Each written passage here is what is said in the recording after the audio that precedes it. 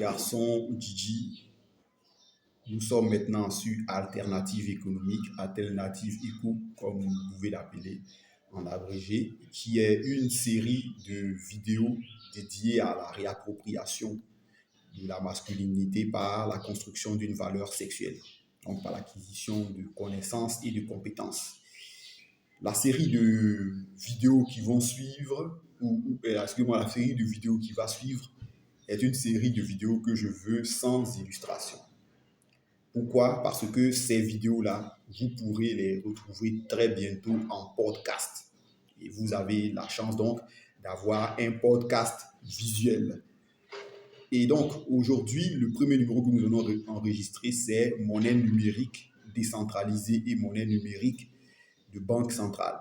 Beaucoup d'entre vous ne comprennent pas et ne savent pas pourquoi il existe une monnaie numérique et il y a une autre question concernant une monnaie numérique de banque centrale.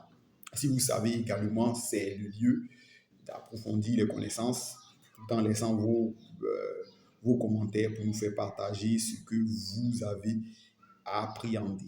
Eh bien, il faut savoir que une monnaie numérique est un moyen de paiement dématérialisé. C'est-à-dire, c'est comme si ce billet de banque que j'ai ici et cette pièce de monnaie n'existait pas. C'est-à-dire, il n'existe que, par exemple, sous ou contenu dans ce téléphone-là. Ou peut-être, je vais supposer que ce stylo à billes est une clé USB, c'est-à-dire stockée sur une clé USB ou stockée sur un ordinateur, n'importe où vous voulez. Donc, une monnaie numérique est de l'argent qui est dématérialisé. Pour parler comme un ami, c'est de l'argent spirituel. Mais le côté intéressant d'une monnaie numérique, c'est que une monnaie numérique est quelque chose d'insaisissable. On verra plus tard que, bon, sous certaines conditions, également, c'est saisissable. La première monnaie numérique qui est apparue ici est apparue aux alentours de 2008-2009. C'est elle qu'on appelait le Bitcoin. Ou pour parler comme un gars, le Bitcoin. Bon, le Bitcoin. Le Bitcoin est une monnaie numérique dématérialisée et décentralisée. Ça signifie quoi? Alors, pour la petite histoire, le Bitcoin a été créé peut-être par un groupe de personnes ou bien par un gars qui s'appelle Satoshi Nakamoto. Satoshi Nakamoto a voulu nous léguer une œuvre à la hauteur de la création du monde. C'est-à-dire, si on prend toutes les spiritualités ou bien toutes les religions qui existent, le monde a été créé par un individu, bien par une entité qu'on appelle le bon Dieu. Dieu, c'est qui? Personne ne sait. On a chacun notre définition. Dieu, c'est toi, Dieu, c'est moi. Oui, mais est-ce que nous avons dans nos mémoires ou bien nous avons en souvenir que nous avons existé il y a 150 millions d'années? Non.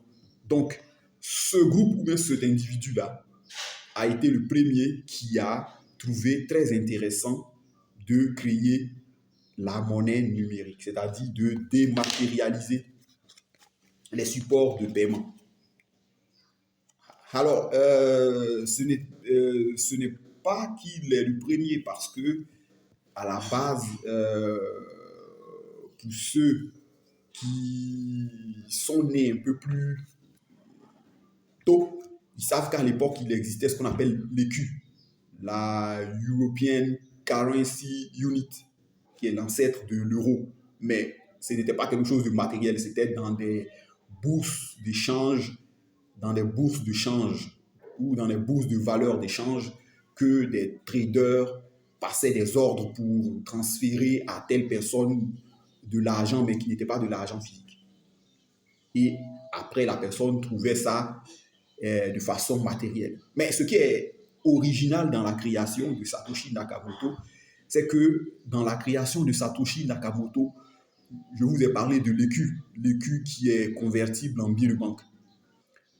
le Bitcoin ou l'ensemble des monnaies numériques qui vont suivre ne sont jusqu'à présent pas physiquement monnayables. C'est-à-dire, il n'existe pas de billet de Bitcoin. Il n'existe pas d'endroit où vous pouvez aller mettre une carte et taper dans un guichet automatique ou d'un distributeur automatique de billets et avoir votre Bitcoin. Cela donc crée tout le charme du Bitcoin. Également, c'est quelque chose qui est dématérialisé parce que vous voyez que l'individu s'appelle Satoshi Nakamoto et il crée quelque chose qu'on appelle Bitcoin. Vous voyez qu'il aurait pu appeler ça Satoshi Nakamoto. Bon, c'est vrai qu'il existe des Satoshi. Les Satoshi qui sont les monnaies, mais qui sont les monnaies ou les pièces de monnaie du Bitcoin, mais qui eux-mêmes physiquement n'existent pas. Tout ce que, comme je l'ai dit, ça existe soit sur un téléphone mobile, à travers une clé USB ou à travers un ordinateur. Ce qui est très original, c'est que pour passer les opérations de paiement, on n'est pas obligé d'avoir recours à quelqu'un, c'est-à-dire à une partie, à une tierce partie. Bien évidemment, certains vont dire, mais là, ça devient bizarre, ou bien ceux qui s'y connaissent vont dire, mais et les autres plateformes qui existent. Les autres plateformes qui existent sont simplement des passerelles, parce que pour pouvoir transférer l'argent, pour pouvoir transférer une monnaie numérique d'un individu à une autre, il faut une passerelle, c'est-à-dire il faut des témoins.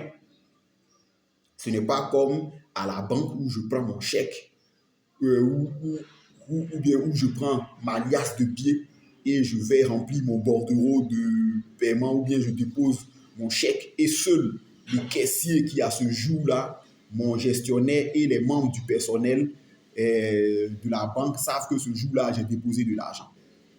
Dans les monnaies numériques, quand vous envoyez de l'argent à un individu, différentes personnes doivent valider le processus de paiement.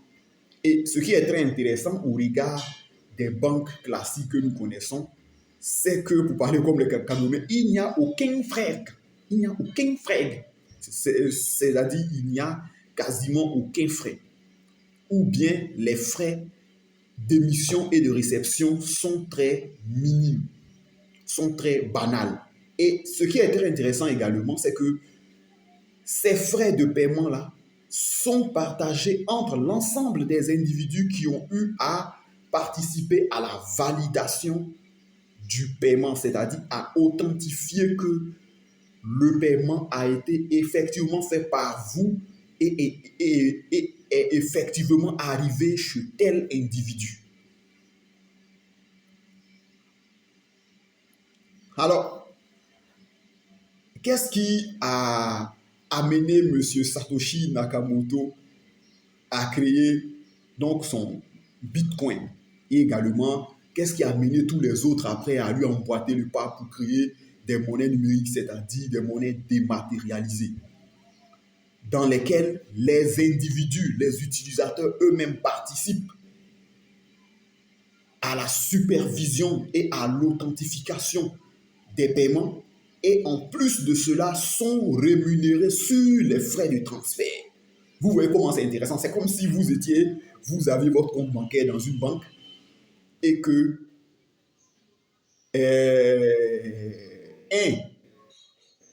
on vous informe de tous les dépôts qui sont faits dans les caisses de la banque et que sur les frais de dépôt ou bien sur les agios, vous avez encore votre part.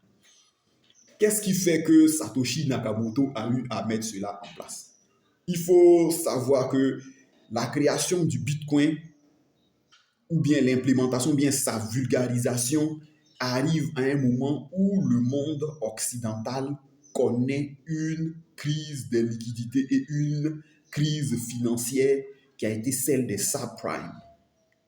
Pour ceux qui sont nés un peu plus tôt toujours et qui s'intéressaient à l'économie à l'époque, il faut savoir qu'entre 2008 et 2009, il est arrivé aux États-Unis un gros crash boursier, un gros crash financier que je ne dirais pas, une grosse catastrophe financière.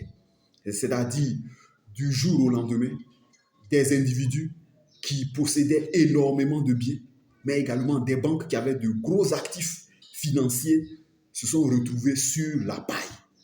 Automatiquement, tout le monde a commencé à être suspicieux quant à la valeur ou bien quant à la sécurité que peut apporter la possession de liquidités sur des comptes.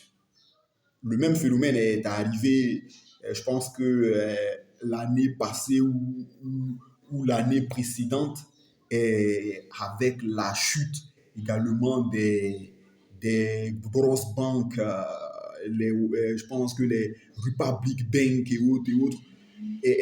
Mais le problème est arrivé, mais les monnaies numériques sont arrivées au moment où le marché financier ou le marché capitalistique américain et européen, parce que ça réjaillit après sur le monde également, sur les économies qui sont extraverties, c'est-à-dire les économies qui sont liées aux économies développées. Les monnaies numériques sont arrivées à cette époque-là.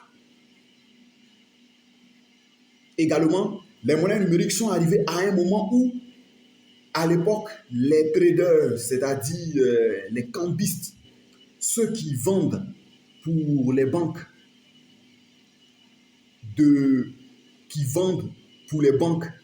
ou en échangeant des monnaies, en échangeant des actifs, en échangeant des biens, ont fait faire de grosses pertes financières aux banques, mais également aux individus qui avaient eu à déposer les fonds dans ces banques-là.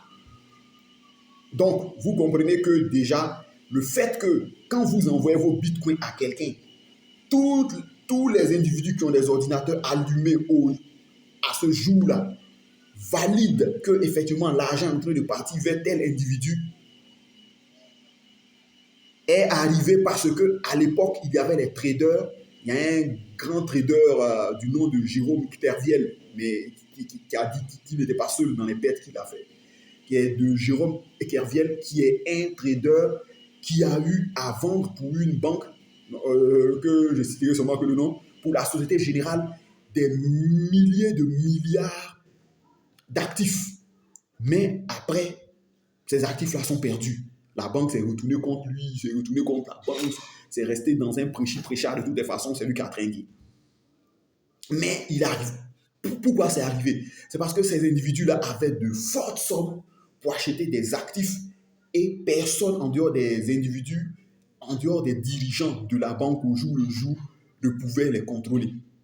Donc, en créant la décentralisation du paiement, c'est-à-dire en permettant aux utilisateurs de valider et également d'être rémunérés sur les validations qu'ils ont fait de cet argent-là, on donne automatiquement le pouvoir aux possesseurs et aux individus qui sont sur ce réseau ou aux individus participant au bon fonctionnement de la monnaie d'être payés sur les frais qui sont envoyés. Vous allez dire, mais ce n'est pas bon parce que c'est peu, oui, parce que peut-être un trader ou bien un banquier ou bien un courtier normal, c'est-à-dire un courtier embauché par une banque, a d'abord son salaire et après a ses commissions et après a ses bonus. Mais imaginez-vous, comme j'ai dit là, que vous faites des dépôts dans une banque et qu'également vous bouffez sur les frais de dépôt que vous faites. C'est-à-dire, par exemple, les 100 francs combien comme timbre, et taxes et timbres de l'État là, que vous déposez là, l'État partage ça avec les déposants de ce jour-là, c'est-à-dire les déposants, tous ceux qui ont fait les dépôts ce jour-là, les 100 francs là, l'État vous reverse ça le lendemain sur votre compte. Vous voyez la magie de la monnaie numérique. Donc ça a été le premier dépôt, le premier avantage, mais le premier fonctionnement des monnaies numériques. Bien évidemment, les États, comme d'habitude, étaient sceptiques. Parce que les premiers utilisateurs également de ces monnaies numériques, là, j'ai déjà dit, tous les individus qui avaient perdu leurs économies, ou bien à qui il restait très peu d'argent dans les années 2008-2010 et qui ont vite compris sont ceux qui ont premièrement acquis ces monnaies numériques-là, dont le premier était le Bitcoin. Mais ça ne valait pas un clou. Voilà, je pense que les premiers bitcoins vendus étaient de l'ordre de 25 francs pour un seul bitcoin. Alors qu'aujourd'hui, un bitcoin, je pense, ça coûte près de 198 millions de francs CFA. Un seul. Or, pour l'époque, le gars avait acheté ça à 25 francs. Également, il y a certaines lois sur la fortune qui ont eu à exister dans certains pays développés, mais qui existent également dans certains pays développés, qui a amené certains individus qui ne voulaient pas partager, parce qu'il y a certains tels que Gérard Depardieu qui ont voulu carrément changer de nationalité, qui sont allés dans d'autres pays où ces choses-là n'existent pas ou bien où c'est faiblement taxé. Certains individus également certains individus ne voulant pas être taxés durement par les institutions financières, par les impôts, ont décidé d'acquérir un certain nombre de bitcoins. Et enfin, une troisième catégorie, c'est tous ceux qui allaient sur le darknet. Alors, généralement, les gens associent, et c'est ce que les médias de grand chemin nous ont toujours présenté le darknet comme quelque chose d'obscur, oui, bien sûr, parce qu'il faut avoir un navigateur qu'on appelle Tor ou Onion en anglais pour pouvoir y aller. Ensuite, quand on y va, c'est un environnement carrément glauque. C'est-à-dire, donc, qui est un environnement glauque et sombre. C'est un environnement glauque et sombre. Le darknet, on y va par Tor ou bien par Onion. Et donc, les premiers utilisateurs de ces environnements, c'est-à-dire de cet autre Internet, étaient des gars également qui avaient le goût de la culture du secret. C'est-à-dire, ils ne voulaient laisser aucune trace, ni n'être emmerdés par l'État. Et également, tous ceux qui font du business illicite, parce qu'on en retrouve nombreux, tous ceux qui font du business illicite ont décidé d'aller être domiciliés ou hébergés sur l'autre partie du net, sur le darknet. Mais je vais vous dire également que sur le darknet, on retrouve tout ce qu'on connaît ici, les Facebook et autres là-bas. Donc le darknet, ce n'est pas seulement un environnement dédié aux bandits masqués et aux filous. Donc, tous ces individus-là, il faut savoir que tout ce que nous retrouvons ici est retrouvable sur le darknet. Alors, sauf que le darknet, c'est l'autre monde. C'est-à-dire, c'est comme si l'enfer était localisable dans un endroit et tout le monde pouvait aller en enfer. Voilà. Ça va rappeler la fameuse expression des enfants, va au diable. Voilà, c'est comme si tout le monde pouvait aller au diable et revenir.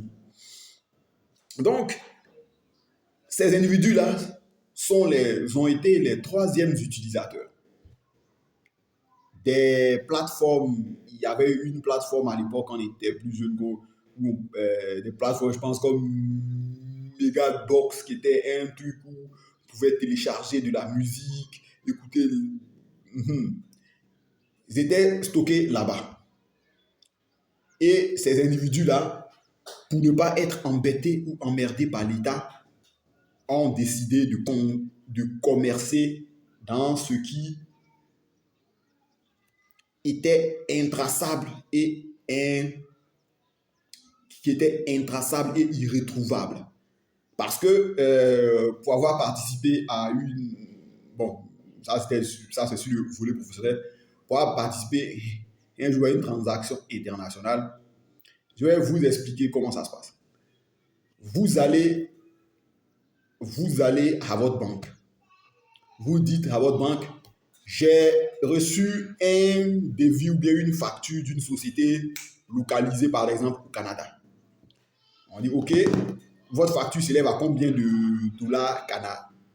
Bien, bon, C'est pas pour jeter la pierre au Canadien, mais le dollar canadien, ça vaut rien. Donc, on dit votre facture en dollars canadiens s'élève à combien de dollars américains?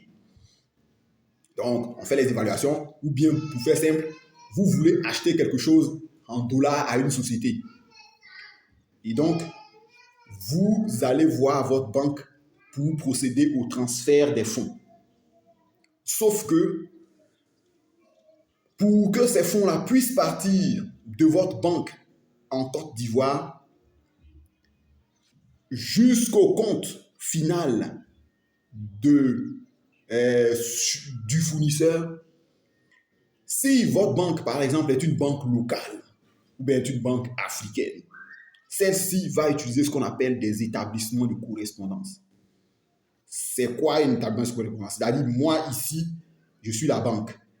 Mon client veut payer une marchandise qui est aux États-Unis. Pour payer le gars qui est aux États-Unis, on présente la pièce, c'est-à-dire la facture. Je fais partir l'argent aux États-Unis, sauf que cet argent-là, il ne va pas aller aux États-Unis.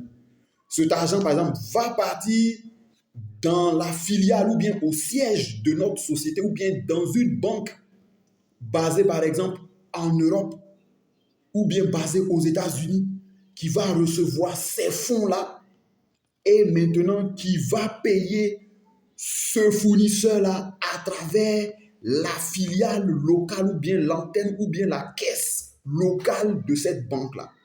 Vous voyez que ça fait 3, parfois 4, 5, 6, 7, 8 entités qui sont sur le coup. Et ces 8 entités qui sont sur le coup-là prennent chacun des frais. Voilà pourquoi en Afrique, pour ne pas dire en Côte d'Ivoire, même si vous envoyez 30 000 à une société basée aux États-Unis pour commander ou bien pour acheter quelque chose, vous allez voir que les frais sont de 30 000 et l'argent c'est 30 000, les frais sont de 27 500 ou 17 500. C'est parce que dans la chaîne, là, il y a plein d'intermédiaires. Et parfois, pour revenir au cas, je ne citais pas la banque à laquelle nous avions affaire a reçu, je crois, les fonds un jeudi. Et les gars, parce que également, après, on a eu le payslip. C'est-à-dire le payslip et le fournisseur même également, par son honnêteté, nous a montré le payslip. Le payslip, on peut dire par exemple, c'est le reçu de paiement. Voilà, c'est le reçu de paiement. Le payslip, l'argent parti jeudi, s'est promené dans le monde, est parti à Paris. Et après être allé pour Paris, l'argent est allé maintenant aux États-Unis. Sauf que quand il est arrivé le jeudi, la banque, voulant gagner beaucoup d'argent, a pris nos sous et est allé les placer dans une autre banque qui fait du trading. Donc les gars dans la journée de samedi ont essayé d'échanger ça en paire pour gagner un peu d'intérêt pour elle avant de payer notre fournisseur le lundi. Calculez, jeudi, vendredi. Bon, aux États-Unis, le samedi, c'est pas un jour travaillé. C'est pas un jour ouvré. Bon, mais, voilà. Mais on compte lundi, mardi, jeudi, vendredi. Moi, je vais inclure expressément samedi parce que le samedi, notre banque locale nous a appelé pour nous dire que les fonds étaient insuffisants. Il fallait qu'on fasse un petit ajout. Cette banque-là même, je la déteste. Il y avait mon ancien collaborateur qui disait que c'est une banque taillée pour les Africains et par les Africains d'un certain pays. Je ne citerai pas le nom. Et lundi, les gars, ils ont transféré vers un compte local pour que le lundi soit ici et le lundi, dans l'après-midi, là-bas aux États-Unis, le fournisseur puisse être payé. Celui-ci a eu son compte effectivement crédité mardi et c'est le mardi que lui nous a montré. Le mardi dans l'après-midi qui nous a montré le payslip pour confirmer que le gars il avait été effectivement payé et qu'il n'y avait aucun problème. Sur la monnaie numérique, on n'a pas ces problèmes-là. Dans cette première partie, je vais vous parler de la monnaie numérique décentralisée. Sur la monnaie numérique, J'envoie mon argent maintenant jusqu'à 17 heures. Si ça passe par une plateforme et que les gars veulent se sucrer un peu sur mon argent, jusqu'à 16 heures, mon argent est arrivé. Et les frais sont connus d'office. Ces frais-là restent les mêmes. Si c'est 36 francs, si c'est 6 000, ça reste pareil. Donc, ces gars-là, c'est-à-dire les faillis ou bien ceux tombés en banqueroute à cause de la crise des subprimes, ceux qui voulaient échapper aux impôts sur fortune de chez eux, et également ceux qui sont sur le dark web où se font des transactions pas très claires. Quand ils ont découvert ça, ils ont compris que on n'a pas besoin des banques locales parce que non seulement on paye, mais si on participe à la validation des paiements également, on touche une petite commission, même si c'est 1 franc, même si c'est 0,05 francs. Si mon ordinateur reste allumé toute la journée pendant ce truc-là et qu'il y a 1 million de transactions multipliées 1 million par mes 0,05 francs, forcément, je peux empocher, je prends un exemple bête, je peux empocher 5 000 francs par jour, rien qu'en ayant validé des transactions. Et c'est ce qui va attirer les banques centrales à s'intéresser à ça pour dire, mais tiens, des individus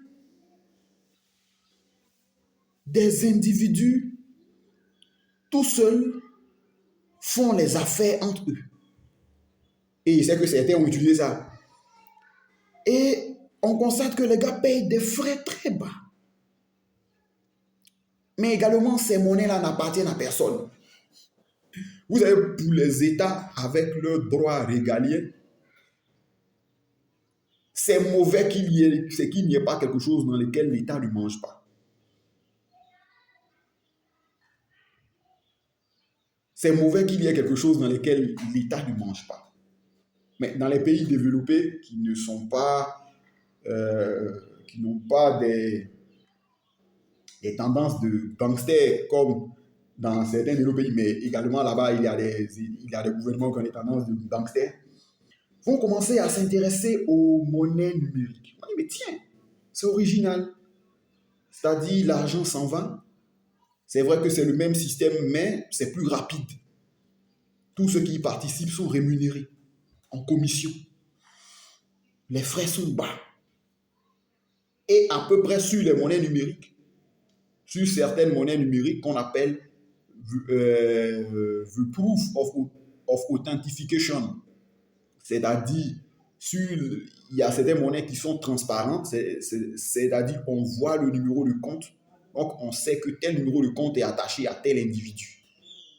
Donc, même s'ils ont volé l'argent, on sait que voici la personne qui a volé l'argent. On peut le coincer pour que celui-ci puisse rembourser le gars sans souci. Ça a été des éléments qui sont venus après le Bitcoin, des éléments de certains développeurs. Donc, si ces individus-là, entre eux, et parfois même parviennent à se rembourser en quelques minutes, là où chez nous, il faut remplir papier, attendre 6 mois avant de avoir le compte crédité, il est intéressant que nous, les banques nationales, on s'en intéresse. Les banques centrales. Bien, à ce stade de mon propos, je m'arrête là. La prochaine fois, on va voir qu'est-ce qu'une banque centrale et qu'est-ce qu'une monnaie numérique de banque centrale. Donc, pourquoi les États vont s'intéresser à la dématérialisation des billets de banque et à leur distribution, mais à leur mise en circulation. Est-ce qu'on va se retrouver dans le système démocratique ad hoc, c'est-à-dire dans le système démocratique sans chef, où seuls les experts ont droit, ou on va se trouver dans un système non, dans un système totalitariste? J'espère vous retrouver pour une prochaine vidéo. À ce stade de mon propos, je vous remercie. Vous suiviez Alternative économique ou Alternative éco sur Garçon Gigi. À un prochain numéro.